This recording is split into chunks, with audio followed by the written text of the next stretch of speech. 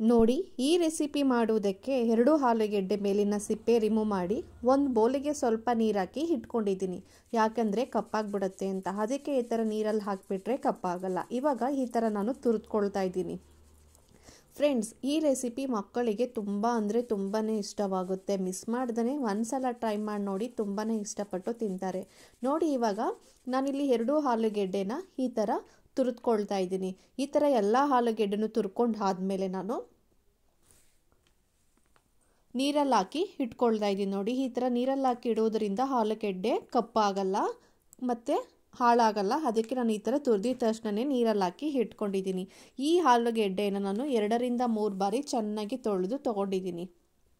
ಮತ್ತು ಅದೇ ಬೌಲಿಗೆ ಸ್ವಲ್ಪ ನೀರನ್ನು ಹಾಕ್ಕೊಂಡು ಈ ಥರ ಸ್ವಲ್ಪನೂ ಆಲೂಗೆಡ್ಡೆ ಮೇಲೆ ನೀರು ಇರಬಾರ್ದು. ಈ ಥರ ಚೆನ್ನಾಗಿ ನೀರೆಲ್ಲ ಹಿಂಡಿ ಒಂದು ಬೌಲಿಗೆ ಹಾಕ್ಕೊಳ್ತಾ ಇದ್ದೀನಿ. ಯಾಕಂದರೆ ನಾವು ಮಾಡ್ತಿರೋ ರೆಸಿಪಿ ನಾವು ನೀರೇ ಉಪಯೋಗಿಸ್ತಾ ಇಲ್ಲ. ಅದಕ್ಕೋಸ್ಕರ ಈ ಸ್ನ್ಯಾಕ್ಸಲ್ಲಿ ಈ ಆಲೂಗೆಡ್ಡೆ ಮೇಲೆ ಸ್ವಲ್ಪನೂ ನೀರು ಇರಬಾರ್ದು. ಈ ಥರ ಎಲ್ಲವನ್ನು ಚೆನ್ನಾಗಿ ಹಿಂಡ್ಕೊಂಡು ಈ ಥರ ಕ್ಲೀನಾಗಿ ಒಂದು ಬೌಲ್ಗೆ ಎಲ್ಲ ಸಪ್ರೇಟ್ ಮಾಡಿ ಇಟ್ಕೊಳ್ತಾ ಇದ್ದೀನಿ. ನೋಡ್ತಾ ಇರ್ಬೋದು ಎಷ್ಟು ಕ್ಲೀನಾಗಿ, ಎಷ್ಟು ಪರ್ಫೆಕ್ಟಾಗಿ ನಾನು ಆಲೂಗೆಡ್ಡೆನ ನೀರೆಲ್ಲ ಹಿಂಡ್ಕೊಂಡು ಹಾಕ್ಕೊಳ್ತಿದ್ದೀನಿ ಅಂತ. ಫ್ರೆಂಡ್ಸ್, ನೀವು ಇದೇ ರೀತಿ ನೀರೆಲ್ಲ ಹಿಂಡು ಈ ಥರ ಹಾಕ್ಕೊಳ್ಳಿ. ಅವಾಗ ನಿಮಗೆ ಗೊತ್ತಾಗುತ್ತೆ ಸ್ವಲ್ಪನೂ ನೀರು ಇರಬಾರ್ದು. ಕೈಯಲ್ಲಿ ಮುಟ್ಟಿದ್ರೆ ಅದು ಒದ್ದೆ ಆಗಲ್ಲ. ಆ ಥರ ಹಿಂಡ್ಕೋಬೇಕು. ಇದಕ್ಕೆ ನಾನು 1 ಮೀಡಿಯಮ್ ಸೈಜ್ ಈರುಳ್ಳಿನ ಆದಷ್ಟು ಚಿಕ್ಕದಾಗಿ ಕಟ್ ಮಾಡಿ ಹಾಕ್ಕೊಳ್ಳಿ. ಯಾಕಂದರೆ ಈ ಸ್ನ್ಯಾಕ್ಸ್ ಮಾಡೋದಕ್ಕೆ ಮೇನ್ ಇಂಗ್ರೀಡಿಯೆಂಟ್ಸ್ ಬಂದು ಈರುಳ್ಳಿ. ತುಂಬಾ ಟೇಸ್ಟು ಚೆನ್ನಾಗಿರುತ್ತೆ. ಸ್ವಲ್ಪ ಕರಿಬೇವನ್ನು ಚಿಕ್ಕದಾಗಿ ಕಟ್ ಮಾಡಿ ಹಾಕ್ಕೊಳ್ತಾ ಇದ್ದೀನಿ. ಖಾರಕ್ಕೆ 3 ರಿಂದ 4 ಹಸಿಮೆಣಸಿಕಾಯಿನ ಕಟ್ ಮಾಡಿ ಚಿಕ್ಕದಾಗಿ ಹಾಕ್ಕೊಳ್ತಾ ಇದ್ದೀನಿ. ಇದನ್ನು ಸ್ವಲ್ಪ ಶುಂಠಿ ಅಂದರೆ 1/4 ಸ್ಪೂನ್ ಆಗೋಷ್ಟು ಶುಂಠಿನ ಇದನ್ನು ಚಿಕ್ಕದಾಗಿ ಕಟ್ ಮಾಡಿ ಹಾಕ್ಕೊಳ್ತಾ ಇದ್ದೀನಿ. ಈ ಥರ ಕಟ್ ಮಾಡಿ ಹಾಕ್ಕೊಳ್ಳೋದು ಇಷ್ಟ ಇಲ್ಲ ಅಂತ ಹೇಳಿದ್ರೆ ತುರಿದ್ಬಿಟ್ಟು ಬೇಕಾದ್ರೆ ನೀವು ಹಾಕ್ಕೋಬೋದು. ಸ್ವಲ್ಪ ಕೊತ್ತಂಬರಿ ಸೊಪ್ಪನ್ನು ಹಾಕ್ಕೊಳ್ತಾ ಇದ್ದೀನಿ. ಮತ್ತು ರುಚಿಗೆ ತಕ್ಕಷ್ಟು ಉಪ್ಪನ್ನು ಹಾಕ್ಕೊಳ್ತಾ ಇದ್ದೀನಿ. ನೋಡಿ, ಇವಾಗೆಲ್ಲ ಹಾಕ್ಕೊಂಡಾದ್ಮೇಲೆ 3 ಚಮಚ ಆಗುವಷ್ಟು ನಾನಿಲ್ಲಿ ಅಕ್ಕಿ ಹಿಟ್ಟನ್ನು ಹಾಕ್ಕೊಳ್ತಾ ಇದ್ದೀನಿ. ಅಕ್ಕಿ ಹಿಟ್ಟಿಲ್ಲ ಅಂತ ಹೇಳಿದ್ರೆ ಪರವಾಗಿಲ್ಲ, ಮೈದಾ ಹಿಟ್ಟನ್ನು ಬೇಕಾದ್ರೆ ನೀವು ಹಾಕ್ಕೋಬೋದು. ನಾನಿಲ್ಲಿ 3 ಚಮಚದಷ್ಟು ನಾನಿಲ್ಲಿ ಅಕ್ಕಿ ಹಿಟ್ಟನ್ನು ಹಾಕ್ಕೊಳ್ತಾ ಇದ್ದೀನಿ. ಮತ್ತು 2 ಚಮಚದಲ್ಲಿ ನಾನು ಕಡಲೆ ಹಿಟ್ಟನ್ನು ಹಾಕ್ಕೊಳ್ತಾ ಇದ್ದೀನಿ. ನೋಡಿ, 2 ಚಮಚ ಸಾಕು. 3 ಚಮಚ ಅಕ್ಕಿ ಹಿಟ್ಟು ಮತ್ತು 2 ಚಮಚ ಕಡಲೆ ಹಿಟ್ಟು, ಇಷ್ಟೇ ಮೆಜರ್ಮೆಂಟಲ್ಲಿ ಹಾಕ್ಕೋಬೇಕಾಗತ್ತೆ ಈ ಸ್ನ್ಯಾಕ್ಸ್ ರೆಸಿಪಿಗೆ. ನೋಡಿ, ಒಂದ್ಸಲ ಈ ಥರ ಚೆನ್ನಾಗಿ ಮಿಕ್ಸ್ ಮಾಡ್ಕೋಬೇಕಾಗತ್ತೆ.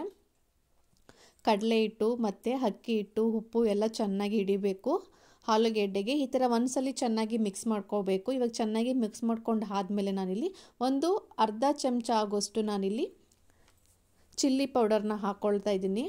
ಸೊ ನೀವು ಮಕ್ಕಳಿಗೆ ಖಾರ ತಿನ್ನಲ್ಲ ಅಂತ ಹೇಳಿದ್ರೆ ಹಸಿಮೆಣಸಿಕಾಯಿನ ಸ್ಕಿಪ್ ಮಾಡಿ ನೀವು ಚಿಲ್ಲಿ ಪೌಡರ್ನ ಆ್ಯಡ್ ಮಾಡ್ಕೋಬೋದು.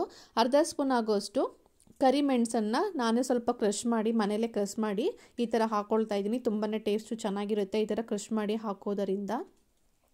ಎಲ್ಲ ಹಾಕ್ಕೊಂಡಾದ್ಮೇಲೆ ಮತ್ತೆ ಒಂದ್ಸಲ ಈ ಥರ ಚೆನ್ನಾಗಿ ಮಿಕ್ಸ್ ಮಾಡ್ಕೋಬೇಕು. ಮಿಕ್ಸ್ ಮಾಡ್ಕೊಂಡು ಆದಮೇಲೆ ನೋಡಿ, ಈ ಥರ ಬರೋಗಂಟ ನಾವು ಇದನ್ನು ಚೆನ್ನಾಗಿ ಮಿಕ್ಸ್ ಮಾಡ್ಕೋಬೇಕಾಗತ್ತೆ. ನಾವು ನೀರೇನು ಹಾಕ್ಕೊಂಡಿಲ್ಲ.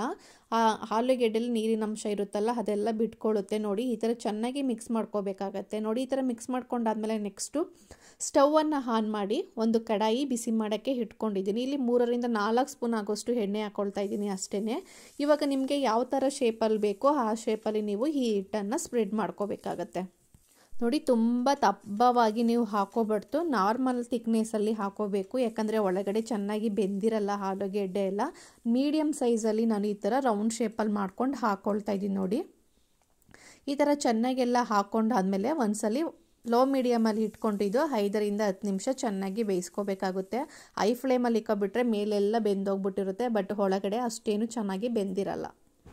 ನೋಡಿ, ಇವಾಗ 5 ನಿಮಿಷ ಆದಮೇಲೆ ಚೆನ್ನಾಗಿ ಎಣ್ಣೆಯಲ್ಲಿ ಚೆನ್ನಾಗಿ ಬೆಂದಿದೆ.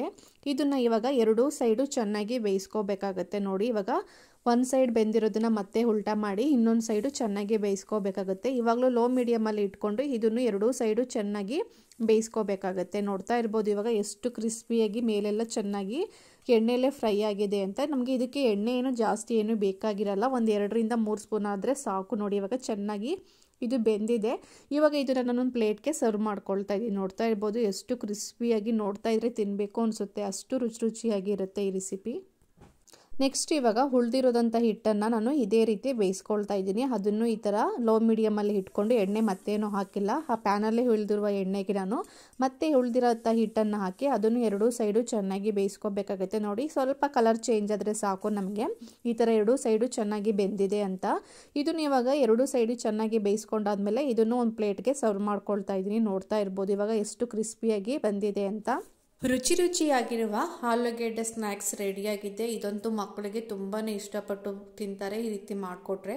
ಇದ್ರ ಜೊತೆಗೆ ಯಾವುದೇ ರೀತಿಯ ಸಾಸ್ ಏನು ಬೇಕಾಗಿರಲ್ಲ, ಜಸ್ಟ್ ಕರಡಿದ್ರೆ ಸಾಕು ಮೊಸರು. ಇದು ತುಂಬಾ ಟೇಸ್ಟು ಚೆನ್ನಾಗಿರುತ್ತೆ ಮೊಸರಲ್ಲಿ ಹಾಕೋ ತಿಂದರೆ. ನೋಡಿದ್ರಲ್ಲ ಎಷ್ಟು ಕ್ವಿಕ್ಕಾಗಿ ಈ ರೆಸಿಪಿನ ಮಾಡ್ಕೋಬೋದು ಅಂತ. ಈ ವಿಡಿಯೋ ಇಷ್ಟ ಆದರೆ ಒಂದು ಲೈಕ್ ಮಾಡಿ, ಶೇರ್ ಮಾಡಿ ಮತ್ತು ಕಮೆಂಟ್ ಮಾಡಿ. Thank you for watching my videos.